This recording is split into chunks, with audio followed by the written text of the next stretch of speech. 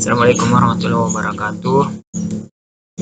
Jadi hari ini kita akan belajar tentang bagaimana cara agar pondasi dan slope itu dapat terbentuk dengan sempurna, terutama pada sudutnya karena banyak yang bertanya. Jadi sini nanti kita akan belajar agar pekerjaan struktur pondasi dan slope kita itu terbentuk dengan sempurna. Nah, di sini saya memakai Rapid 2024.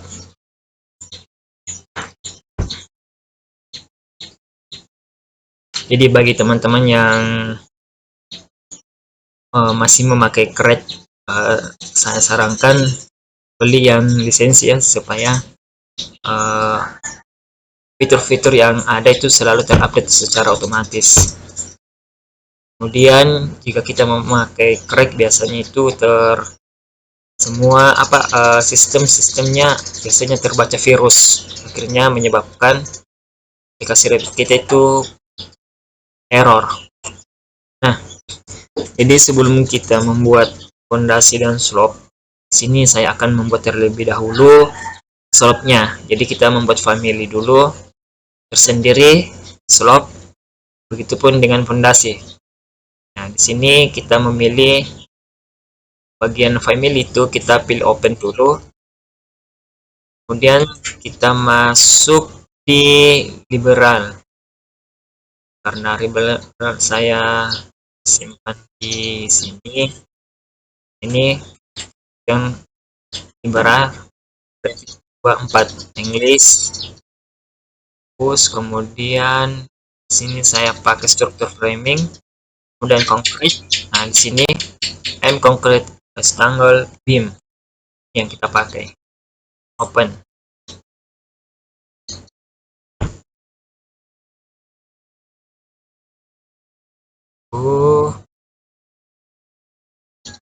Nah, ini dia.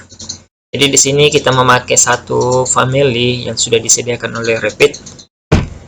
Nah, family ini tidak boleh kita edit kemudian kita save karena ini bawaan dari Rapid. Makanya di sini kita sebelum kita mengerjakan ini kita save as dulu atau kita duplikat dulu. Nah, di sini kita simpan di file lain. Saya simpan misal di dokumen. Ada saya simpan di data D, buatkan folder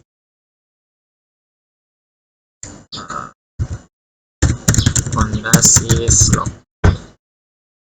Kita save. Kemudian bagian optionnya itu kita pilih satu supaya nanti file yang tersimpan itu tidak banyak. Nanti file yang tersimpan itu cuma satu. Dan oke.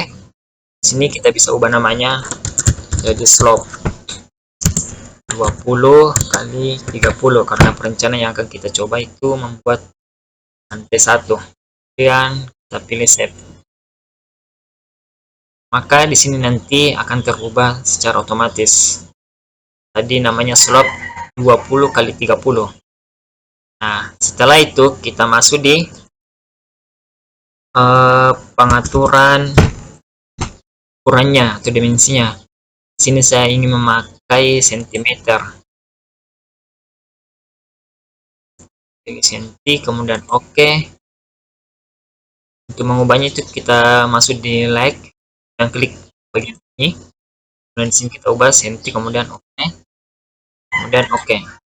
Maka nanti ini yang tadinya satuan mili dia akan berubah menjadi sentimeter. Kemudian kita masuk di elevasi, kita pilih right. Nah, ini dia. Jadi ini H adalah 60 atau tinggi pondasi 60, kemudian B-nya lebar pondasi itu 30. Nah, ini sesuai yang kita save tadi 20-30, maka di sini kita ubah dengan cara pilih family types. Kita klik, kemudian di sini kita rename dulu atau new tab 20 kali 30. Slope 20 kali 30. Kemudian oke. Kemudian yang 3 ini kita delete. Delete Nah, jadi yang tertinggal itu cuma yang kita bikin tadi. Kemudian untuk bagian B nya kita sesuaikan.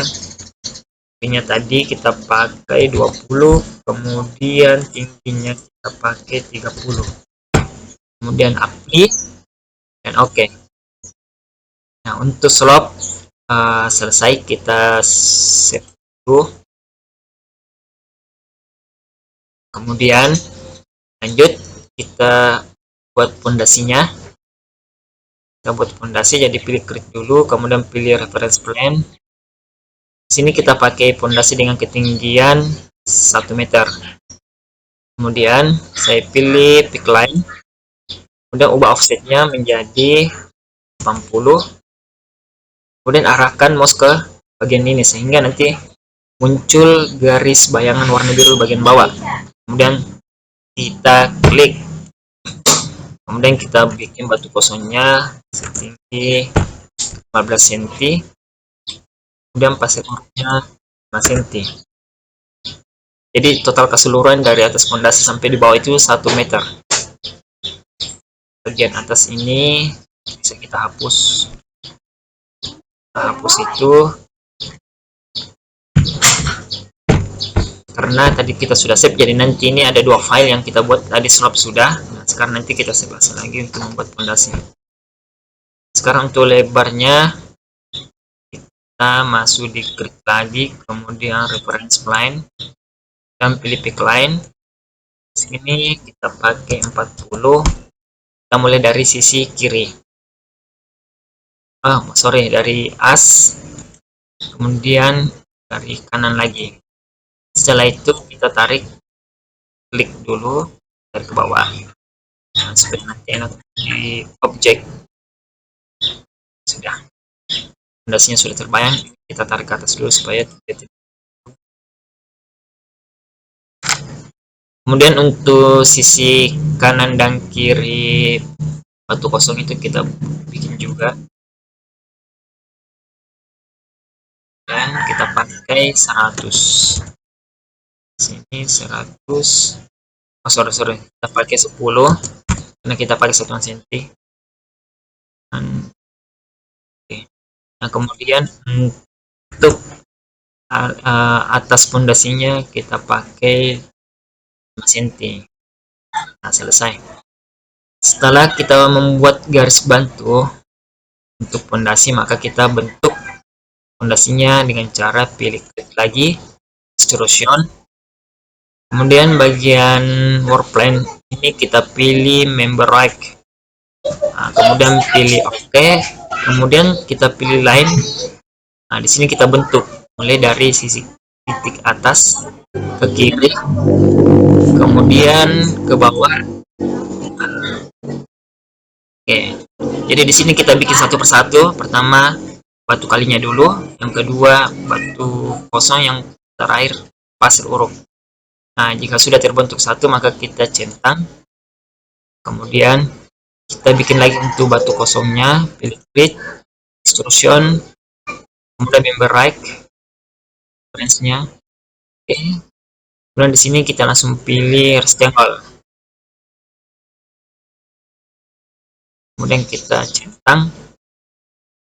Kemudian kita ulang lagi create extrusion, member right, dan OK. Pilih rectangle, kemudian klik. Setelah itu kita centang. Dan setelah pondasinya sudah terbentuk, ini kita klik, kemudian tekan kontrol, kemudian tekan kontrol, dan pilih mouse, kita tarik lurus dengan reference levelnya. Klik di sini, kemudian tarik, klik OK. Supaya nanti kita mengaplikasikannya, dia tidak ada pembatas, dia tidak ada jarak lagi, dia pas dengan garis yang kita buat di levelnya nanti. Nah, terakhir kita masuk 3 dimensi, kita kunci. Ini kita klik dulu, ini kita kunci dulu bawah, tarik lagi, kita kunci. Yang bawahnya kita kunci satu persatu, tarik keluar dulu, kemudian masukkan, kemudian kunci. Ini sama dulu, dan kita kunci. kunci atau kita klik di sini kemudian kita kunci. Kemudian untuk sisi belakangnya juga ini kita tarik, kemudian klik kemudian kita kunci. Kemudian bagian bawah klik, kemudian kita tarik lagi, kita kunci, kemudian batu. Nah, jika dia begini kita klik saja yang kunci. Nah, jika semuanya sudah terkunci kita pastikan terlebih dahulu lagi yang ini sudah, klik, sudah, nah, ini klik, nah, sudah. Bagian depan lagi saya cek, sudah, sudah, sudah. Nah, ini fungsinya kita kunci agar nanti pada saat kita mengaplikasikannya dia mengikut, artinya dia melebar sesuai dengan yang kita ingin. Setelah sampai di sini ini sudah selesai, kita save as lagi karena di sini file slop, maka kita save as lagi untuk membuat file kedua, kemudian family. Kita tulis di sini pondasi tinggi 1M. Selesai. Nah, kemudian kita mencoba membuatnya. Kita pilih dulu, pilih browser, kemudian pilih di file metric, open, oke.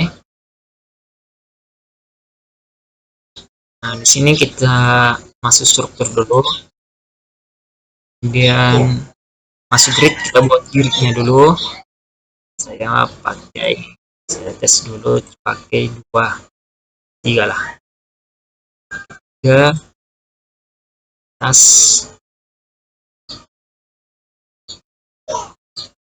Ini terakhir kita membuat elevasi, jadi kita masuk di elevation, kita masuk di soft. Ini kita buat untuk slope tadi, karena tadi slope-nya tingginya itu 30, maka ini kita buat elevasi ke bawah. Ini kita copy ke bawah 30. Oh sorry, sebelum kita kerja ini dia masih satuan mili, maka kita masuk UN lagi, kemudian leg-nya kita ubah jadi senti. Oke, dan oke. Dia sudah satuan senti. Nah, lanjut kita klik dulu level 1, kemudian copy, klik, tarik ke bawah, ketik 30 dan enter. Nah, ini terlalu mepet, nanti kita perbaiki. Kemudian klik lagi, copy, tinggi fondasi 100, enter. Nah, untuk bagian ininya, jika dia tulisannya terlalu mepet, ini kita bisa ubah skalanya 1:50. Nah, skala di sini cuma mempengaruhi gridnya aja. Jadi untuk gambar nanti yang kita masukkan itu tidak berpengaruh. Yang berpengaruh itu cuma grid dengan elevasinya saja, supaya ini lebih jelas lagi untuk kelihatan. Ini kita rapikan juga supaya tidak terlalu lebar. Oke. Nah, kemudian kita masuk di shot, kemudian kita masuk di level 1, elevasi. Oh, sorry, kita di sini ada 2 warna, biru dengan hitam. Jadi artinya ini warna biru ini elevasinya sudah terbaca, sedangkan yang hitam ini yang baru kita bikin tadi ini belum terbaca di sistem di sini. Nah, ini kita ubah dulu, klik 2 kali, kemudian tulis plafon. Yes, kemudian ini 2 kali, tulis lantai dasar, klik, kemudian yes. Dan ini tulis Dena slope, klik keluar, belum ya. Ini Dena pondasi. Oke. Kemudian supaya slope dina slope dan dina pondasi ini terbaca di sistem sini di bagian floor plan, kita masuk di view, masuk di plan view, kemudian floor plan. Di sini kita blok yang dua ini, kemudian pilih OK. Nah, maka nanti dia terbaca di floor plan-nya. Jadi dia sudah bisa dipakai, dia sudah terbaca. Nah, lanjut kita ke lantai dasar untuk membuat slope dulu. Ini lantai dasar. Jadi nanti dinas slope, pekerjaan slope itu dia terbaca di dinas slope. Nah, jadi nanti opsinya kita bikin di sini, tapi dia tidak kelihatan. Nanti dia kelihatan pada saat di dinas slope. Nah, kemudian lanjut kita pilih struktur, pilih beam. Kemudian kita lihat family slope yang sudah kita pilih. Kita masuk di data D. 4 fondasi tadi yang kita bikin ya. Ini kita pilih yang ini. Yang tadi kita bikin, kemudian pilih open. Nah, dari sini nanti sudah 20 30. Jadi di sini kita klik, kita bentuk objeknya. Klik, kemudian klik, klik. Coba kita cek di 3 dimensinya. Di south. Nah, ini dia. Dia sudah pas dari lantai dasar ke slope. Ini dinas slope ya. Jadi pekerjaan di lantai dasar itu memang dia tidak kelihatan. Nanti dia kelihatan pada saat kita masuk di dinas slope sini. Ini dia. Nah, ini cuma contoh, nanti silakan kalian lanjut untuk membentuk sesuai dengan keinginan kalian. Ini sudah berhasil sebagian ya, sudah pas.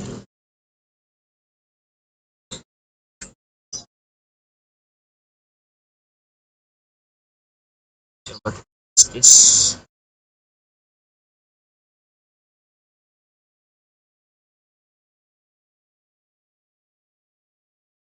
Lanjut kita masuk di dinas slope. Sini kita masuk struktur lagi, kemudian beam, kemudian load family, kita lihat pondasi yang kita bikin tadi yang setinggi 1 meter. Open. Coba kita objekkan, sini klik. 1, 2,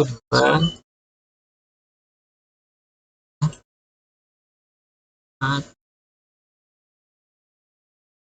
5. Coba kita lihat ciri. Nah, sini. Ini dia. Nah, di sini dia tidak kelihatan karena sambungan fondasi yang ada di sini tadi itu belum terkait satu sama lain. Jadi misal saya kaitkan di sini, saya tambah lagi fondasinya.